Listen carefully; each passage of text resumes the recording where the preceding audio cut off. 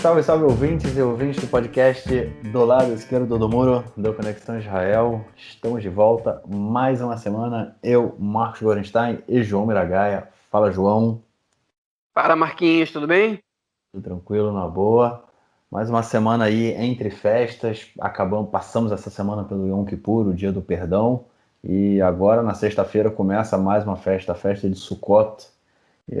As cidades, o país vão ficando aí cheio de Sukkot, né? Pelas varandas e pelos jardins, né?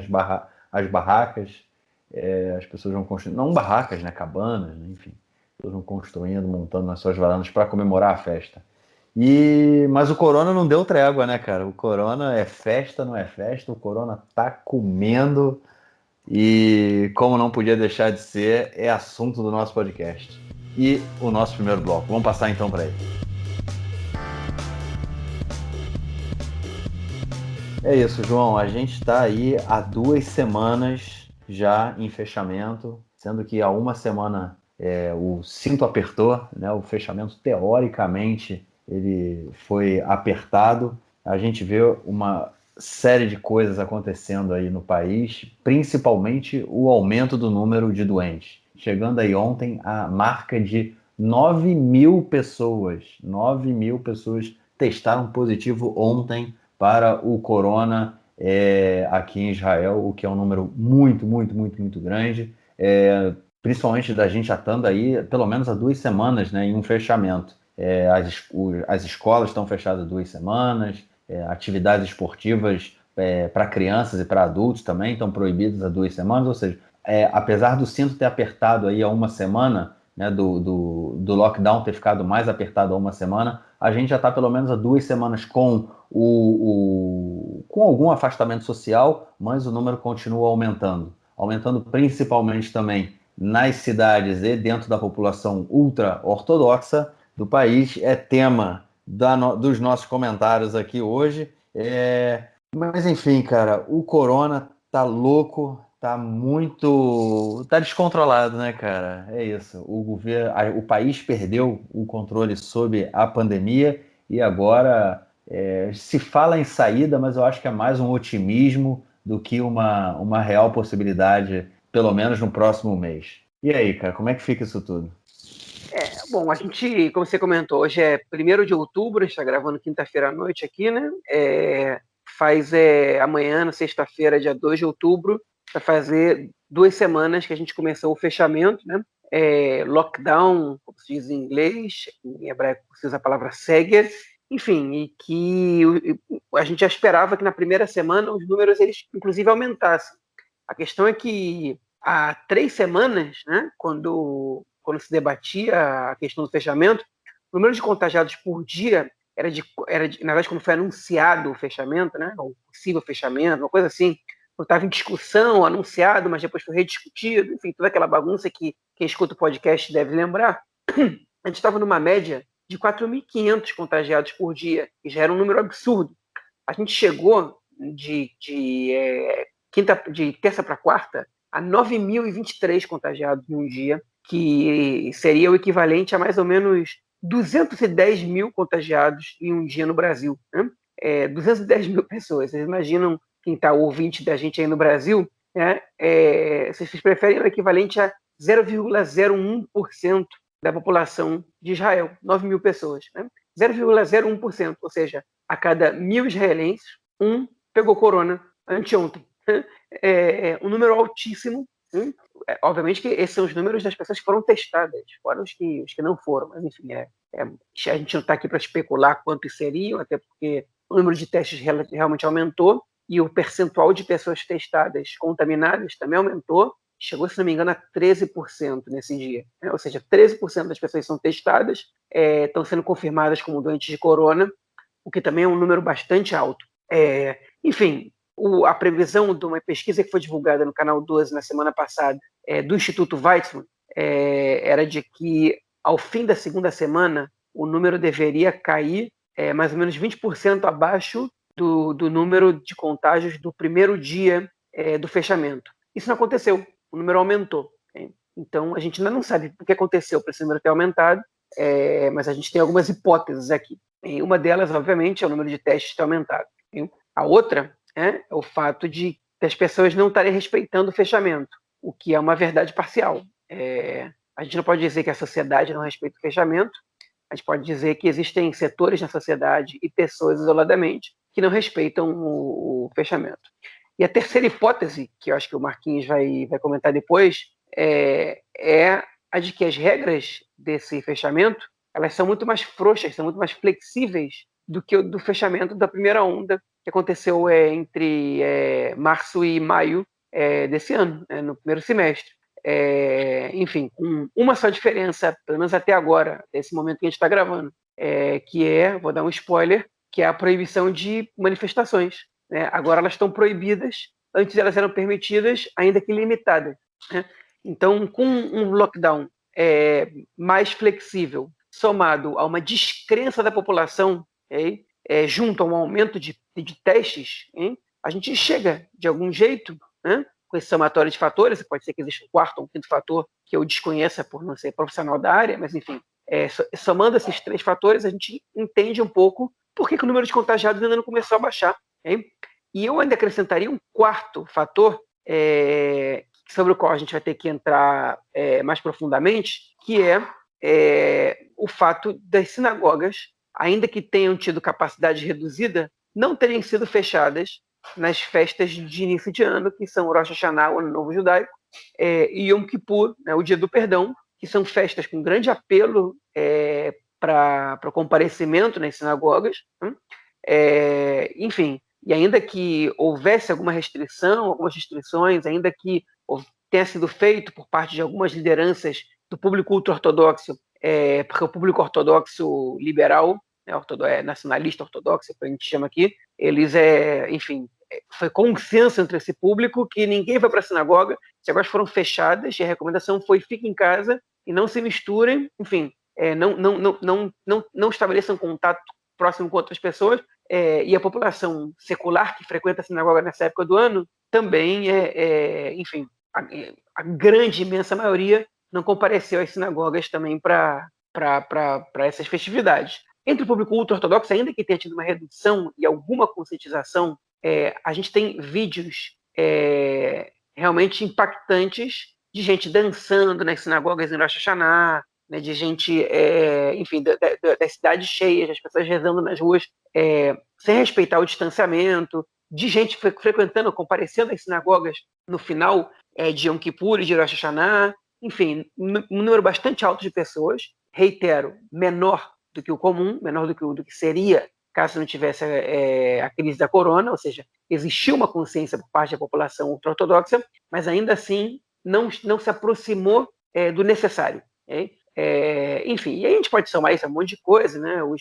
As academias rabínicas, as yeshivot, liberaram seus alunos para voltarem para as casas, as pessoas muitas vezes contaminaram as próprias famílias, enfim, tudo isso junto fez com que a contaminação no setor ultra-ortodoxo da população israelense, ela tenha sido nos últimos dias de 40% do total de contaminados. A gente está falando de um grupo social, né? De um segmento, de um setor da sociedade israelense, que corresponde a mais ou menos 11% da população israelense ao todo. Hein? Ou seja, 11% viraram 40% dos contaminados. Né? Enfim, então vai ser complicado esse controle, porque é um público que se recusa a seguir as determinações do Estado, embora parte da sua liderança também, depois de Yom Kippur e Rosh Hashanah, e é importante dizer isso, a gente ainda desconhece o resultado da contaminação durante a festividade de Yom Kippur, porque faz poucos dias, né, a contaminação ela acontece, enfim, os sintomas começam a aparecer a partir de 3 dias em geral, de 3 a 8 dias depois do contato da pessoa com o vírus, né? Então, a gente ainda não sabe qual vai ser a consequência de Yom Kippur, mas enfim, hoje foi informado por um repórter do Canal 12 que algumas correntes do movimento racídico, que é um dos grupos, digamos assim, sem querer generalizar, mas dentro da corrente racídica, onde estão presentes as correntes internas menos obedientes às determinações do Ministério da Saúde. Eles, enfim, alguns rabinos, alguns desses líderes do movimento racídico, eles, nesses últimos dias, tomaram algumas decisões, algumas determinações que, ainda que não tivessem de acordo exatamente com as determinações do Ministério da Saúde, elas são um avanço para enfim, para aumentar o isolamento e para as pessoas poderem, de alguma maneira, cumprir o lockdown. O setor dos lituanos, que é uma outra corrente do judaísmo ultra-ortodoxo askenazita, os dois principais rabinos, que é o Kanievski e o Gershon Edelstein, eles deram declarações públicas, Gershon Edelstein muito mais incisivas, né? Mas, enfim, os dois deram declarações públicas de que as pessoas não vão se visitar na festividade de Sukkot, que é a que está se aproximando agora, chega amanhã, a de Tabernáculos, né? Que é uma festividade que é uma mitzvah, é um mandamento, receber pessoas em casa, na sua Sukkot, né? Na sua cabaninha, no seu tabernáculo, para que as pessoas possam, enfim, fazer essa refeição em conjunto. Né? A determinação é de romper com esse mandamento para preservar a vida, né? E o público sefaradita, né? Que é do judeu de origem oriental, principalmente, a determinação também foi clara de não receber visitas e não convidar. Se for convidado, não comparecer. Que o valor da vida é mais importante que cumprir esse mandamento. Mas a gente viu também imagens um pouco preocupantes, né? No canal 13, eu já vi o noticiário do canal 13 de televisão, do bairro de Mea Shearim, que é um bairro de população ultra-ortodoxa em Jerusalém em ocidental, que, enfim, com Sukkot, com tabernáculos gigantescos, feitos para receber dezenas ou até centenas de pessoas, montados para a festividade, como se não tivesse nenhum coronavírus por aí. Então, é difícil prever o que vai acontecer, porque, enfim, se parte da população continuar se contaminando, não existe como, enfim, atualmente não existe como separar as populações exatamente. Quando foi intentado por sugestão do gestor de corona do projeto Rony Gamzo, o governo rejeitou a proposta por pressão dos partidos ultra-ortodoxos, enfim, então a pressão política impede a gente de conseguir fazer uma separação setorial, né? Se esse grupo se contagia mais que os outros.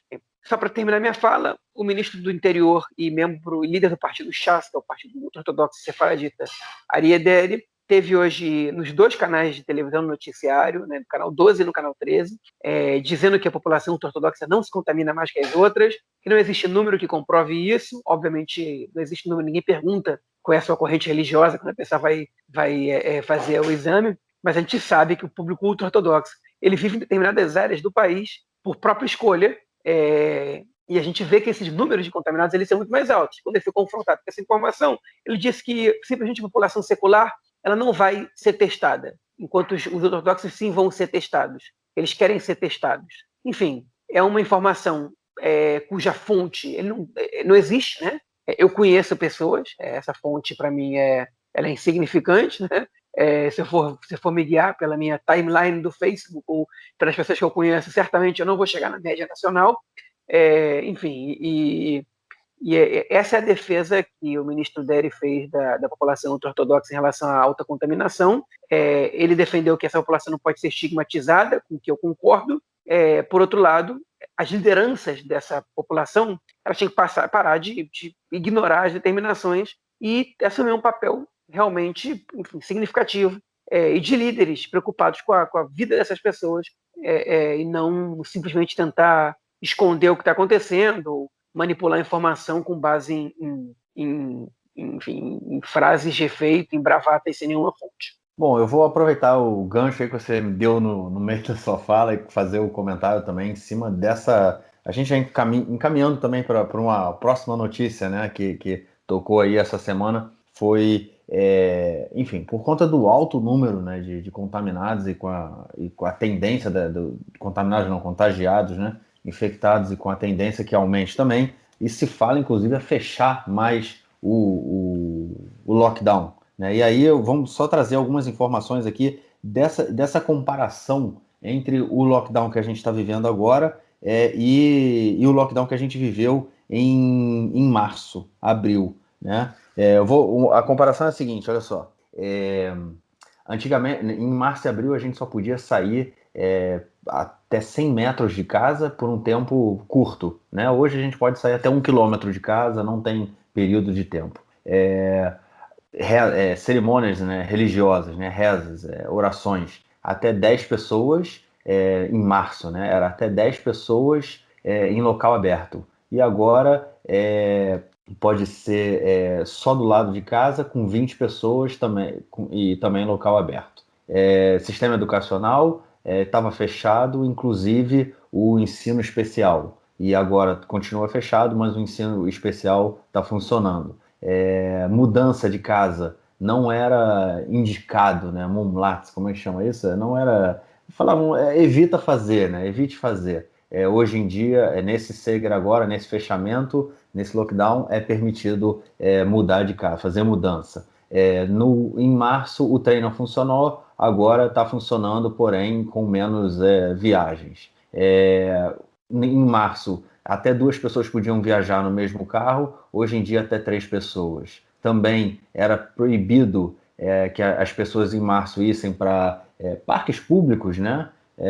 E hoje é permitido, as pessoas podem ir para parque, não tem problema nenhum levar os filhos para casa, para o parque e tudo mais. Era proibido em março também atividades físicas e hoje é permitido. E as carot, né, que são cerimônias, né, em lembranças de pessoas, eram proibidos, estava proibido em março, inclusive no Yom HaZikaron, né, isso foi uma coisa que mexeu muito aqui em Israel, em março e abril, quando teve o Yom HaZikaron, né, que é o dia em memória das vítimas que morreram em guerra, soldados, né, as famílias foram proibidas de ir ao cemitério, se bem que as que foram, elas não foram barradas, né, foi bem relaxado, mas o governo falou para as pessoas não irem ao cemitério, e hoje ela também é proibida esse tipo de visita ao cemitério, porém as vítimas, as pessoas que morreram na guerra de Yom Kippur, estava permitido aos parentes irem aos cemitérios. A única coisa que houve uma mudança no sentido de ser mais fechado hoje em dia do que era da última, né, do que foi em março, foram as manifestações. Né? As manifestações eram permitidas em março e agora estão proibidas. Até 20 pessoas podem se manifestar no máximo a 1 quilômetro da sua casa, ou seja, as manifestações que tiveram aí nas últimas 14 semanas, se eu não me engano, na frente da casa do primeiro-ministro em Jerusalém, estão proibidas. As pessoas agora podem se manifestar até 1 quilômetro da sua casa e no máximo 20 pessoas junto. É um tanto quanto estranho isso, né? A gente não vai discutir, a gente discute isso no próximo bloco também, se é uma questão política, se não é uma questão política, porém, o que a gente vê realmente é essa mudança. A única coisa no lockdown de hoje, que é mais fechado do que no lockdown de março, são as manifestações. O resto é tudo ao contrário. Mas, enfim, hoje eu tive que ir a Tel Aviv, já vinha empurrando essa viagem com a barriga há algum tempo, mas eu tive que ir de qualquer jeito. E, assim, trânsito na rua sem nenhum problema, na rua, né? As pessoas viajando para Tel Aviv sem serem incomodadas, muita gente na rua, muito carro na rua, como se fosse um dia normal, talvez um pouco menos, um dia normal de férias de verão, né? Porque as férias de verão tem isso também, a gente vê menos carro na rua, principalmente em agosto, muita gente viaja, as famílias viajam, então a gente vê menos pessoas nas ruas, carros nas estradas, e hoje foi isso que eu senti, férias de verão, mas mesmo assim, muito trânsito, muita gente, ou seja, se o governo quiser diminuir o número de pessoas, né, contaminadas todo dia, o fechamento vai ter que ser mais apertado. Mas o que me assusta ainda é uma falta de visão a longo prazo. Eu não consigo ver um projeto que vá durar 1 ano e meio, uma ideia desse sentido.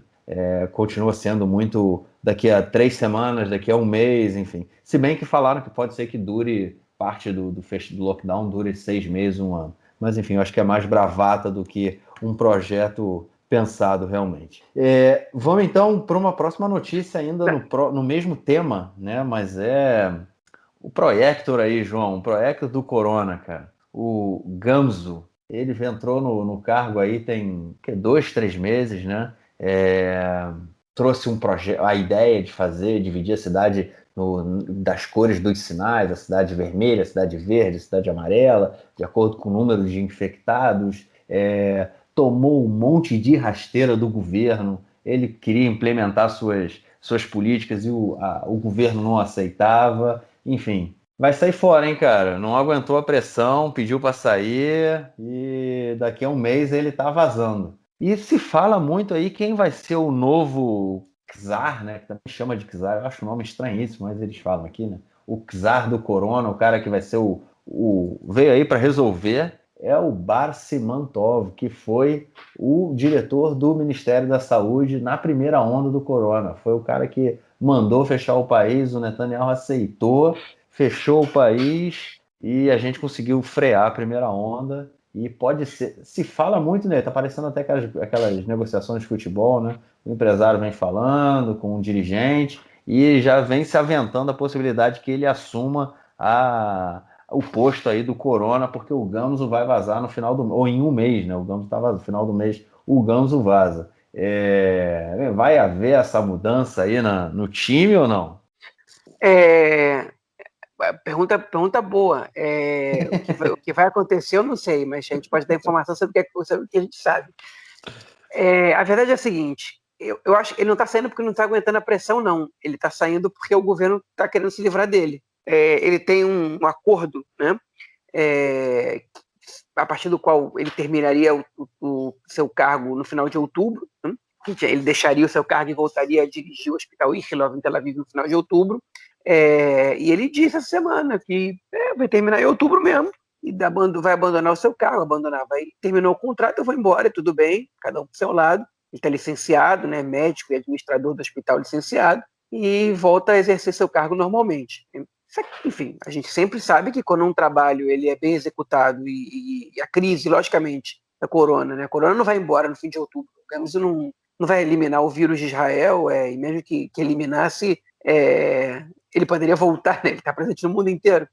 Provavelmente voltou para Nova Zelândia, voltou para alguns outros países que ficaram sem registrar contágio durante muito tempo, como, por exemplo, o Vietnã também.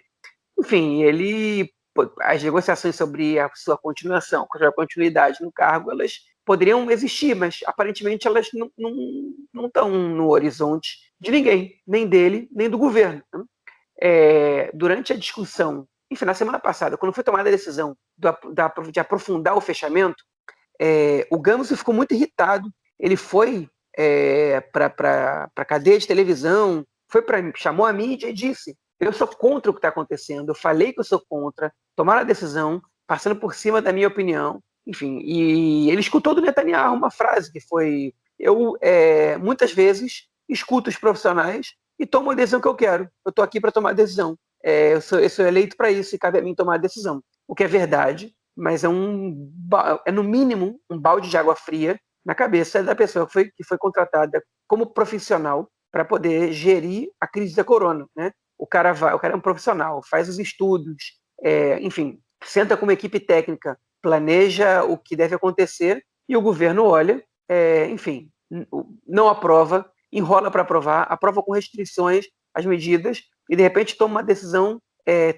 que posteriormente ele disse agora do jeito que está, não tem o que fazer, e vai lá e toma decisões, além dessa, aprofunda decisões, contrariamente às recomendações dessa pessoa. Né? O Gamos ele foi, na verdade, ignorado, solenemente ignorado durante esse tempo todo. Ele serviu como um escudo para que as perguntas difíceis fossem feitas a ele, para que ele pudesse assumir a responsabilidade de alguma maneira pelo que está acontecendo. De alguma maneira ele serviu para isso, mas não sei até que ponto, porque parte grande da população sabe que o governo tem uma parcela de culpa muito grande no que está acontecendo agora, enfim, obviamente vai chegar no final do contrato dele, e como absolutamente nada do que ele propôs foi seguido à risca pelo governo, nada mais natural do que a sua saída. Né?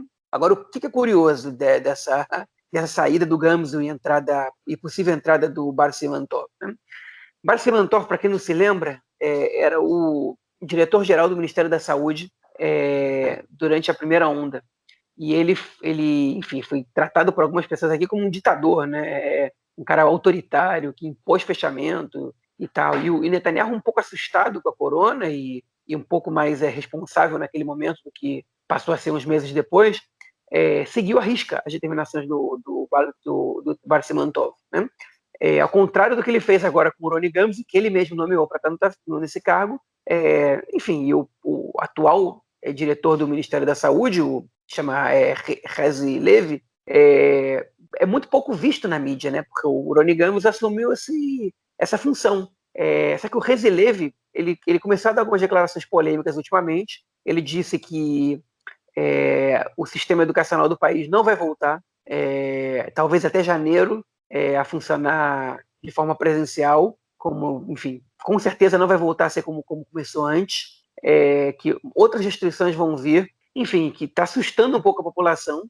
Enfim, e o ministro da Saúde, o Yuli Edelstein, que é do Likud, decidiu também que qualquer nomeação de gestor da corona, se é que vai ter alguém, será tomada, a palavra final vai ser dele, sobre quem vai ser. Né? Ele quer o maior protagonismo enfim, essa gestão, que é nada mais justo, né? O ministro da Saúde, afinal de contas, ele é chamado o tempo todo para responder sobre a crise da corona e ele quer ser uma pessoa que está por dentro do que está acontecendo, não quer ser jogado para escanteio, ficando à mercê do Netanyahu e às vezes até um pouco do Benny Gantz. Né? Enfim, então o Bar Simantov, ele disse que ele não foi sondado para assumir nenhum cargo, mas que ele é o tempo todo consultado por membros de governo para dar sua opinião sobre o que deve ser feito.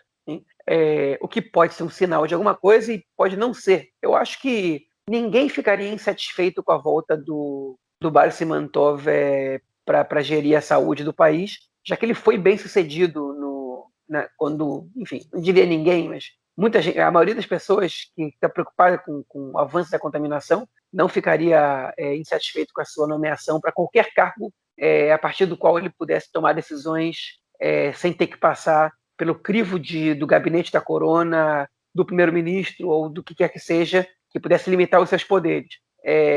Basta ele aceitar ou não. Né? Segundo algumas fontes, ele está disposto a aceitar. Ele não queria, quando ele deixou o cargo, ele não queria mais se envolver com saúde pública. Ele é economista, ele não é médico, né? Enfim, mas ele não queria e ele agora está disposto a aceitar porque ele está preocupado com o rumo das coisas. Né? Enfim, pode ser que ele assuma esse cargo. Espero que, caso ele venha assumir, ele tenha uma autonomia maior do que o Gramsci. O que a gente pode saber, né, o que a gente pode ter certeza nessa situação, é que o Bar Simantov jamais aceitaria fazer esse papel de ridículo que o Gramsci está fazendo, sendo passado para trás o tempo inteiro por políticos que estão interessados mais na sua própria carreira política do que no controle da corona, né? Ser fritado em público, de ser jogado aos leões o tempo inteiro. O Bar Simantov jamais aceitaria isso, e acho que ele já colocaria como pré-condição para entrar em qualquer cargo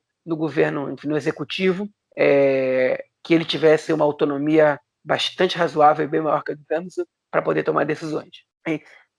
Enfim, já que a gente está tocando nesse assunto também, essa semana a mídia noticiou que o Gantz e o Netanyahu tiveram uma discussão na reunião do gabinete da corona, bastante acalorada, porque o Likud está propondo, o Netanyahu e alguns ministros do Likud estão propondo que o máximo que as pessoas possam se deslocar de suas casas passe de 1 quilômetro para 200 metros. E o Gantz, ele discordou, ele falou que isso vai enlouquecer a população, essa mudança de restrições. E o Netanyahu parece que gritou com o Gantz e tal, e falou que porque não tem ninguém seguindo a nossa determinação, então a gente tem que ser um pouco mais draconiano. E o Gantz respondeu para ele falando, se não tem ninguém seguindo, então o que adianta mudar a regra? Enfim, é uma discussão muito boba, okay? Mas eu quero chamar a atenção para isso só porque, enfim, essa semana não teve nenhuma polêmica política, né, do país, nada muito grande, teve uma discussão. O Miki Zohar, outra vez, tratou mal um deputado da oposição, no caso, uma deputada do Azul Branco, do Yesh Atid, que é drusa, foi bastante machista enfim, e grosseiro com ela, mas fora essa polêmica de baixaria, não teve mais nada. Então eles pegaram essa discussão do Netanyahu com o Gantz e transformaram em notícia. Né? E o Gantz hoje falou num programa de entrevistas do rádio, do Reshet Bet, que é a rádio pública, que não teve nada, que teve uma discussão de estratégia entre ele e o Netanyahu. Isso é uma coisa que a gente tem que comentar agora. Eu aproveito esse gancho para dizer isso. O Azul e Branco entrou na do Likud 100%, né, na hora do controle da crise. O Azul e Branco votou junto do Likud, inclusive em questões sobre as quais eles não estavam seguros ou que eles estavam totalmente contra a princípio, só para que esse lockdown fosse implementado da melhor maneira possível, da maneira mais draconiana possível. Né? Então, criar essa polêmica entre o Gantz e o Netanyahu nesse ponto é um desserviço que a mídia tem feito.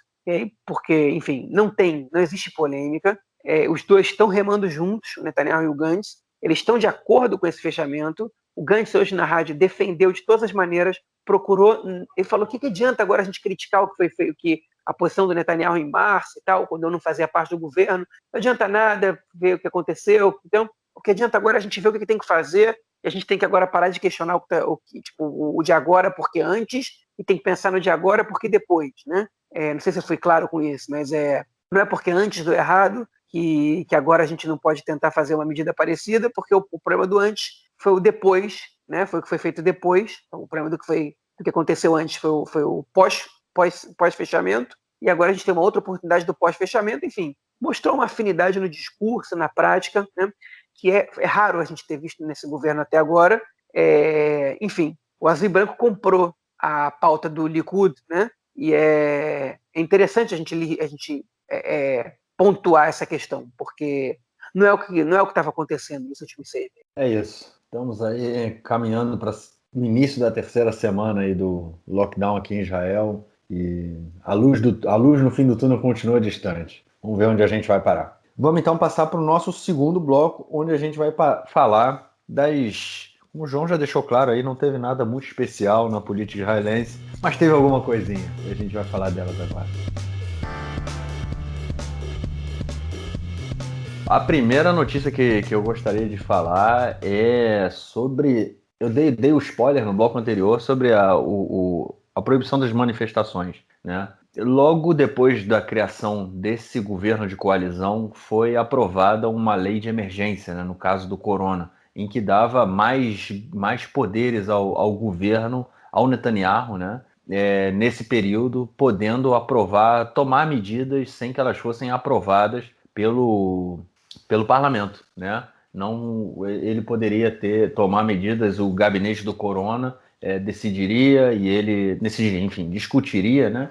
E ele tomaria as medidas necessárias sem ter que pedir a aprovação do parlamento. E tentou-se na última semana incluir dentro das medidas emergenciais a proibição das manifestações. Como eu falei já anteriormente, já são 14 semanas em que acontecem manifestações na frente da casa do Netanyahu em Jerusalém e em outros pontos também do país. As pessoas vão, mas enfim, milhares de pessoas toda semana se encontram na frente da casa dele em Jerusalém, manifestam. E o que o governo fez na semana passada foi tentar jogar toda a culpa do aumento do número de contagiados, se não toda a culpa, maior parte da culpa, em cima dos manifestantes, né? Dizendo que as manifestações eram a maior causa do contágio, né? E a gente falou disso no último episódio, inclusive da festa de Rosh Hashanah que foi feita, do jantar, enfim, que as pessoas sem máscara. E o governo tentou a qualquer custo, né, uma medida, tentou aprovar dentro da medida emergencial a proibição das manifestações. O Supremo Tribunal decidiu que isso, vamos dizer, é inconstitucional, difere as leis básicas do país, é melhor dizer assim, porque Israel não tem uma Constituição, Israel tem leis básicas e que funcionam como uma Constituição, mas enfim. E a manifestação do último sábado foi mantida há 5 dias atrás, né? E agora foi aprovada uma lei no parlamento proibindo as manifestações no período do lockdown. As pessoas, quer dizer, não proibindo manifestações, mas proibindo que as pessoas vão à casa do Netanyahu, se desloquem para a manifestação. A manifestação ela pode ser feita até 1 quilômetro da sua casa, no máximo 20 pessoas, em céu aberto, obviamente. Claro que a manifestação também tem que ser em céu aberto. Mas essa a regra nova. O Netanyahu usou o corona, até porque, e aí antes de entrar nessa minha opinião aí, né? Não há dados de que as pessoas que estão sendo contagiadas, elas tenham ido às manifestações. Muito pelo contrário, o Serviço Secreto, né, de Segurança, o Shabak, ele tem acesso ao celular de todo doente e ele consegue rastrear 2 semanas antes pelo GPS aonde os doentes estiveram, para poder tentar cortar a corrente de contágio, né? Ou seja, eu fiquei doente, eu tive corona em julho, eu recebi uma mensagem dizendo que o Shabak, que estavam sendo usados também meios tecnológicos para tentar descobrir a corrente de contágio, né, e cortá-la. Ou seja, eles entraram no GPS do meu celular e viram nas semanas anteriores onde eu estive e, teoricamente, eles têm que mandar mensagem para todo mundo que ficou perto de mim nesse período, para que a pessoa entre em isolamento. Não funciona direito, é uma bagunça, mas enfim, eles conseguem mais ou menos ter uma ideia de quantas pessoas, aonde a pessoa se encontra. E não há dados, eu gostaria de, assim, não há dados suficientes dizendo que as pessoas que vão à manifestação, né, que as pessoas que depois testaram positivo estiveram na manifestação. O governo não conseguiu provar isso dessa forma, inclusive o Netanyahu começou a dizer que as pessoas não levam celular, o que não é verdade, porque nas manifestações as pessoas querem filmar, até por conta de agressão, de violência, então tá todo mundo com o celular filmando manifestação,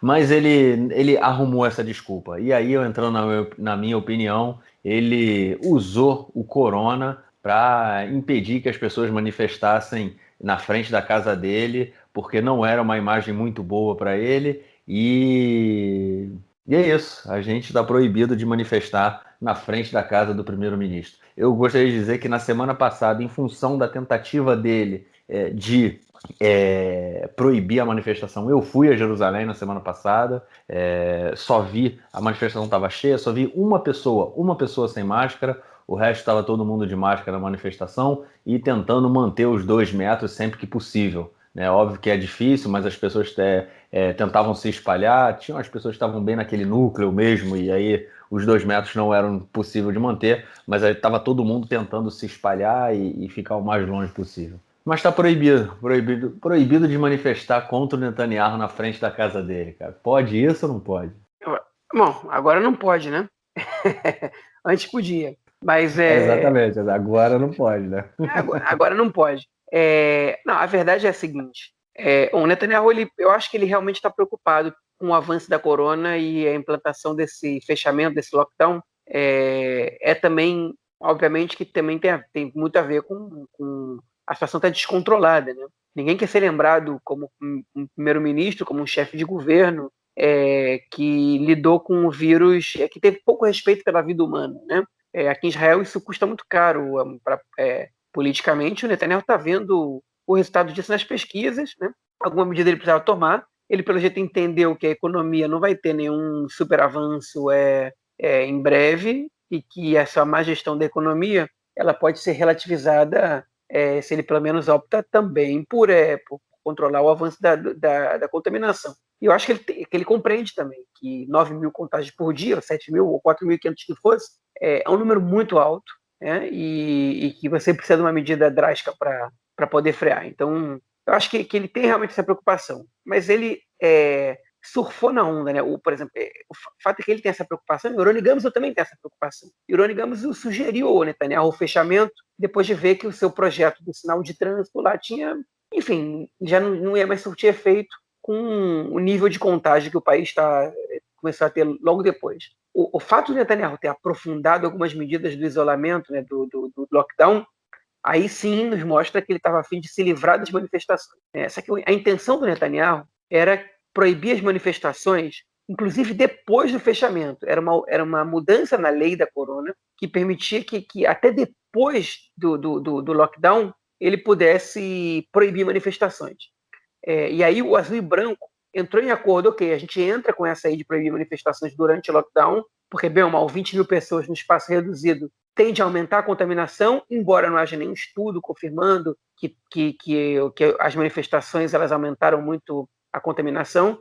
Por outro lado, a gente não tem como proibir tudo e deixar só manifestações na frente da casa do primeiro-ministro acontecendo com 20 mil pessoas, então vamos fazer uma restrição a isso. A restrição foi drástica demais, na minha opinião e na opinião de muita gente. Tem gente aí em Israel dizendo que esse é um dos passos mais decisivos para a morte da democracia no país, né? Alguns políticos dizendo isso de maneira bem incisiva, né? Enfim, eu não sei, eu acho que o Azul e Branco conseguiu evitar que, pelo menos depois do fechamento, essa regra caia, okay? E o Likud exigir que o Azul e Branco votasse de maneira unânime nessa questão. E o Benny Gantz não conseguiu convencer o partido inteiro. Uma das pessoas, por exemplo, que não votou a favor da proibição das manifestações foi o deputado Ram Shefa, que mostrou o celular dele para a Daphne Liel, que é uma repórter política do Canal 12, e ela botou um videozinho da quantidade de WhatsApps que ele recebeu uma hora antes da votação na Knesset dessa proposta. Ele recebeu 6 mil mensagens. E tudo indica todos os parlamentares do Azul e Branco receberam essas mensagens de WhatsApp.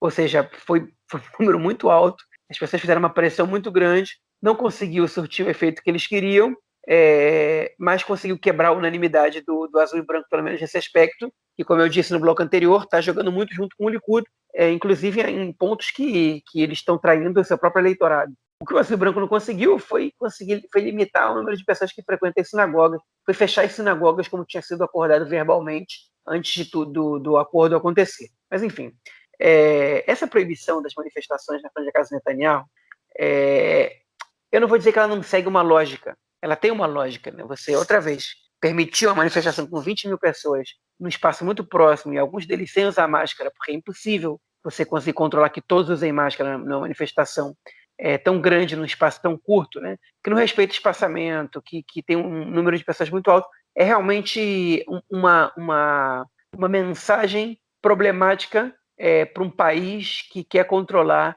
a disseminação do vírus. Como eu disse na edição anterior do podcast, eu acho que quem devia fazer essa limitação é a justiça e não o governo. Porque o governo limitar quem pode se manifestar contra si próprio não é uma coisa característica de uma democracia, né? É uma ação bastante autoritária, ainda que o pano de fundo seja uma pandemia, ainda assim não cabe ao governo esse tipo de coisa. E a gente vê tendências autoritárias nesse governo já tem bastante tempo. Né? E eu acho que é uma bobagem, um erro grosseiro do Azul e Branco concordar com a medida ser tomada dessa maneira. Né? O que devia ser feito é um acordo, que sentasse para negociar os líderes das manifestações com o Netanyahu, com o Benny Gantz, e que eles chegassem num acordo. Okay? Vocês querem se manifestar? Vamos fazer isso de uma maneira diferente. Vamos combinar de que maneira isso pode acontecer, porque realmente isso está aumentando a pandemia, ou sem o Netanyahu, mas com outros membros do governo. Enfim,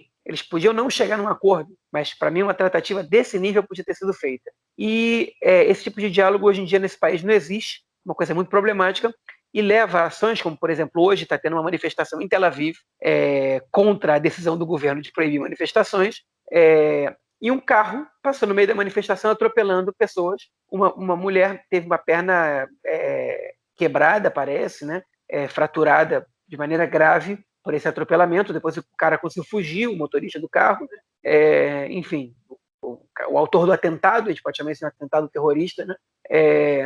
Enfim, mas esse tipo de falta de diálogo e de medida autoritária, de cala a boca da população que está descontente, muito, muito furiosa e descontente com o que o governo está fazendo, e quer dizer isso em voz alta, né? Essa restrição, essa limitação, essa enfim, intimidação e controle, dá para dizer, controle das liberdades, né?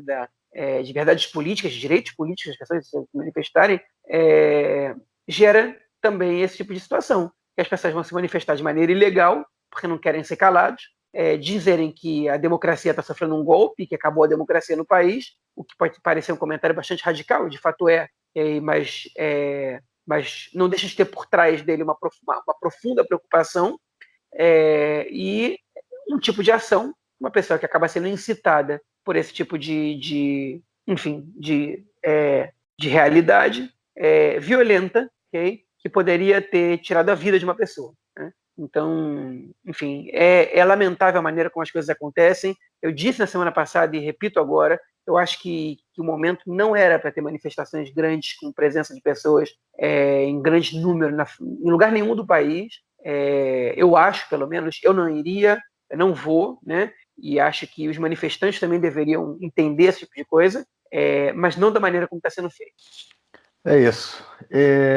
Vamos então para a nossa segunda notícia do bloco aí de política, que foi uma entrevista do procurador-geral do Estado, né, o Mandelblit, o famoso Mandelblit, o cara que indiciou, né, seguiu as recomendações da polícia e indiciou o Netanyahu em 3 casos de corrupção. Ele deu uma entrevista muito estranha essa semana, falando que o afastamento do Netanyahu ele Ele disse que o Netanyahu não precisa ser afastado, mas enfim, essa possibilidade ela sempre existe. O Netanyahu pode pode ficar a partir de janeiro, né, quando o julgamento dele começa, um tanto quanto atarefado, e de repente isso afete realmente a sua possibilidade de ser primeiro-ministro. Essa entrevista aí do Mandelblit, o que ele queria, cara?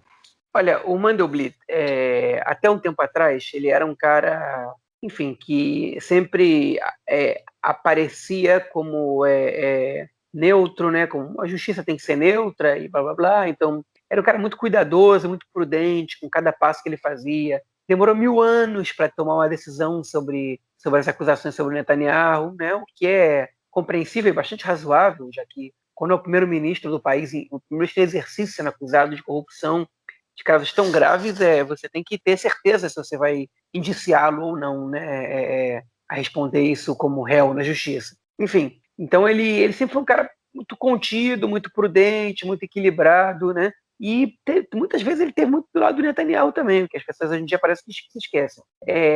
E a partir do momento que começou a surgir os rumores de que ele poderia acusar o Netanyahu, ele começou a ser atacado por todos os lados pela direita no país. E depois que ele acusou o Netanyahu, ele começou a levar pancada forte, né? Começou a receber ameaça também, incitação contra ele, começou também a vir de muitos lados, e ele começou também aos poucos, e agora estourou um pouquinho isso, a ficar de um lado da história, né? Ele, enfim, até porque ele decidiu que o Netanyahu é culpado, né? Ele não é juiz, mas ele pega as provas, avalia as evidências, o que a polícia diz sobre o Netanyahu e diz se ele tem que virar réu ou não, para que o juiz julgue. E se ele diz que o Netanyahu tem que virar réu, é porque ele viu ali indícios de que o Netanyahu agiu de maneira indevida, né? Inclusive de maneira criminosa, né? Porque ele indicou o Netanyahu a pastas criminais. E ele manteve um determinado silêncio em relação a isso durante muito tempo, né? E agora ele decidiu que não, que ele começou a falar, né? Então ele deu umas declarações, na verdade ele deu uma declaração para o jornal Mishpachá, né? Que significa família, né?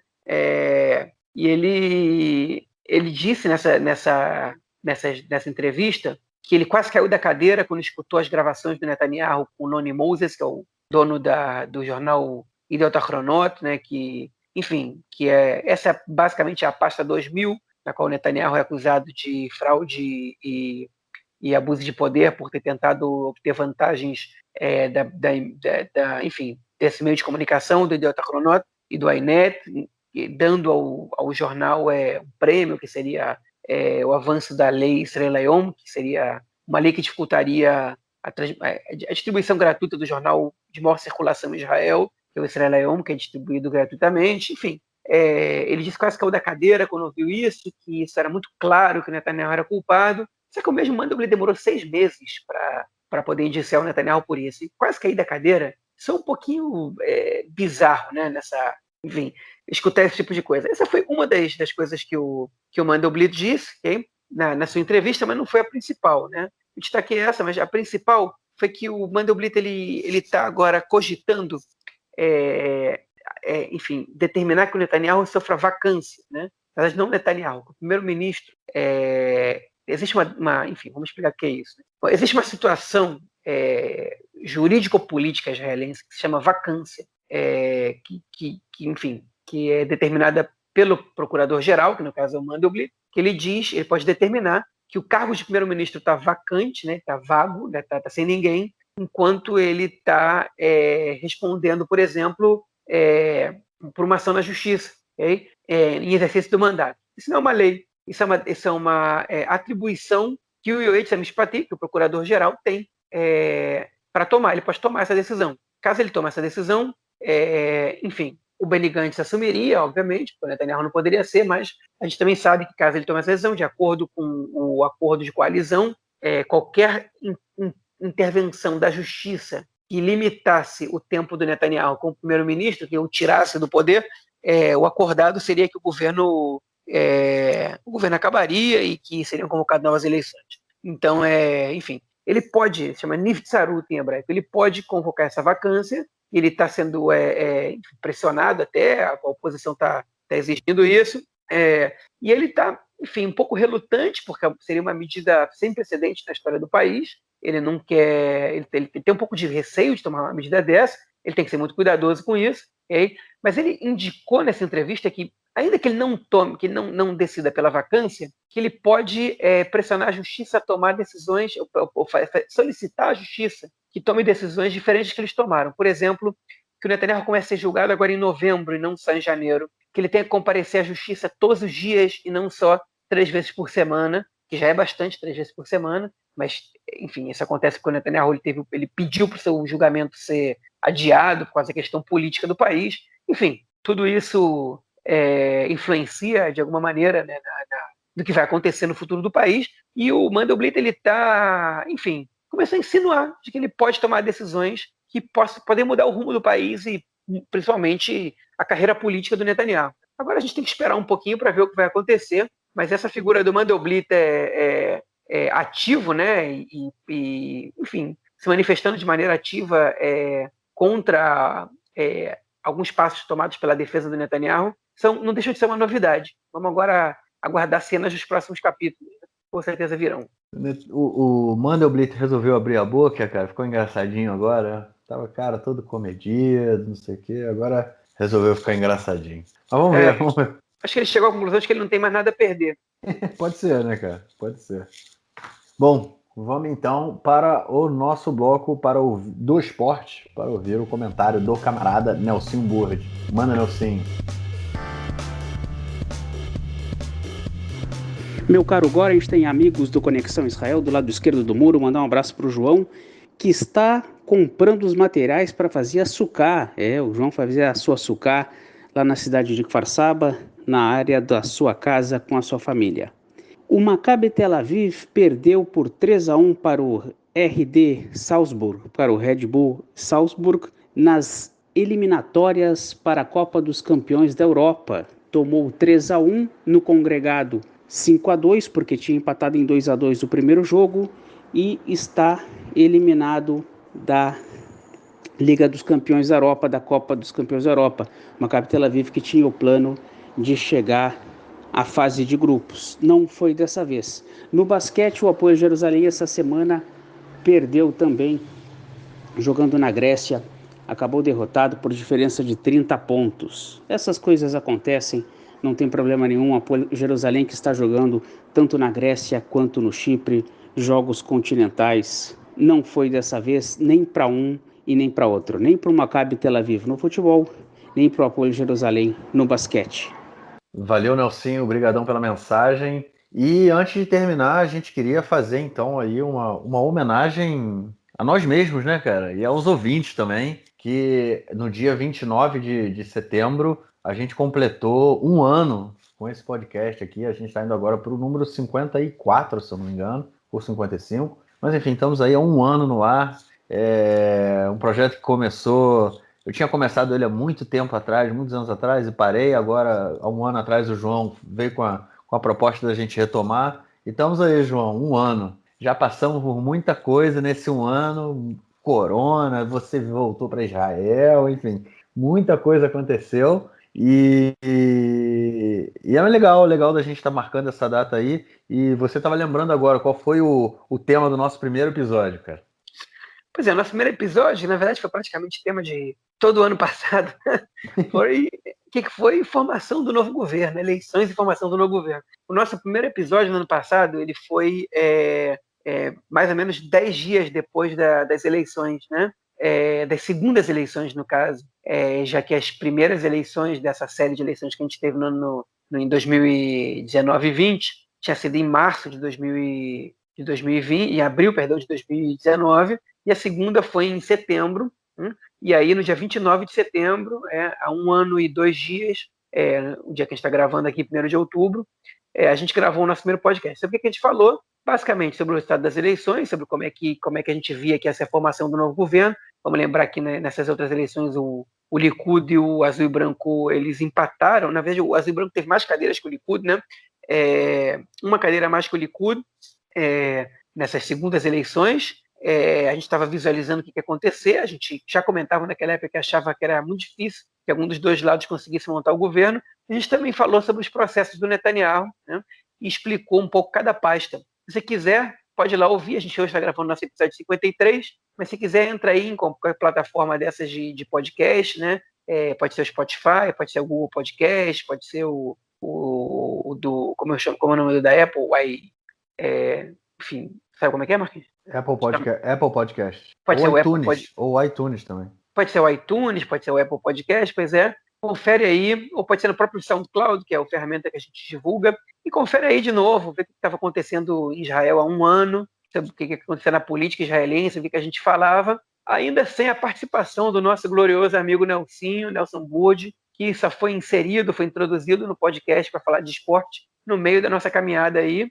Mas daqui a uns 10 anos, aí dá para dizer que o Nelson entrou quase junto com a gente, né? Enfim, quando a gente puder comemorar os nossos próximos aniversários. Enfim, então, pessoal, obrigado pelos nossos ouvintes aí de sempre, e obrigado pelos que começaram a acompanhar a gente no meio do caminho. E se você ouvinte quiser, enfim, comentar que foi o podcast, qual foi a edição que você mais gostou, o que você achou mais legal que a gente falou aqui, qual foi a maior besteira que a gente disse, o que a gente falou que deixou você mais irritado, comenta aí, pode mandar um e-mail para a gente, contato@conexãoisrael.org, ou procurar a gente nas redes sociais, ou o próprio Conexão Israel nas redes sociais, que a gente comenta aqui o comentário de vocês. Só se quiserem. Se não quiserem, também não precisa não. O mais importante é escutar a gente aí e divulgar, porque a gente não ganha nada com isso, então a gente só fica feliz de saber que quando não tem mais gente escutando a gente. É isso aí, falou tudo. Mas eu só tava lembrando, uma coisa aqui que você falou, que eu quando falei que a gente passou, corona, não sei o que, eu esqueci da formação de todos os governos. Então, assim, o nosso podcast ele se divide em 2 momentos. O momento que foi de eleição e formação de governos, que a gente falava disso toda semana. Aí depois teve um momento de interseção, né, entre o corona e a formação de governo. O governo foi formado e aí a gente fala de corona toda semana. É mais ou menos essa divisão do nosso podcast esse ano. Formação de governo e corona. É isso. Israel tá monotemático, né? Israel tá complicado. Enfim, mas na verdade o mundo inteiro corona deve todo assim, mundo, né, cara? O mundo inteiro. Não tem jeito. Pegou de jeito. Eu tava vendo aí, nossa, o que vai ser do mundo daqui a 2 anos, 3 anos, quando principalmente a questão econômica estiver muito mais grave do que está agora. Porque mesmo que tenha vacina, até a gente retomar enfim, índices, né, que a gente tinha antes do corona de emprego, né, enfim, vamos que vamos. Se me permite, então, uma informação que eu escutei, só para a gente fechar aqui com isso relacionado a Israel, segundo a OCDE, enfim, com o nível do desemprego em Israel aumentou 200 mil pessoas só agora nesse fechamento aqui, né? Que nesse ritmo que Israel está, a partir do fim desse fechamento, a previsão do OCDE é que a economia de Israel volte a ser igual a diante da corona somente no fim de 2021. Né? Então, enfim, isso é uma previsão, obviamente, que considera que as coisas vão melhorar a partir de determinado momento, né? Enfim, ou seja, o cenário não é muito animador aqui, que é rápido, né? Não é, se essa previsão for correta, não é tão catastrófico, né? Podemos dizer assim. Pois não é tão apocalíptico, porque hoje eu escutei um podcast também do jornal econômico Globes, e eles, a verdade é que era bastante preocupante, eles deram as previsões otimistas e pessimistas para o país, e a previsão mais pessimista ela é de um encolhimento da economia na faixa dos 7%, que seria devastador para o país, que já está com 21% de desempregados, né? Enfim, vamos torcer para que as coisas melhorem, porque é difícil que o país consiga resistir numa boa situação do jeito que ela está. Isso. Vamos que vamos. Que esses sejam aí os desejos, os pedidos do ano novo. Amém. João, a gente se fala na semana que vem para gravar mais um episódio. Entrando aí no nosso 2º ano. Isso aí. Valeu. Um abração, Marquinhos. Grande abraço.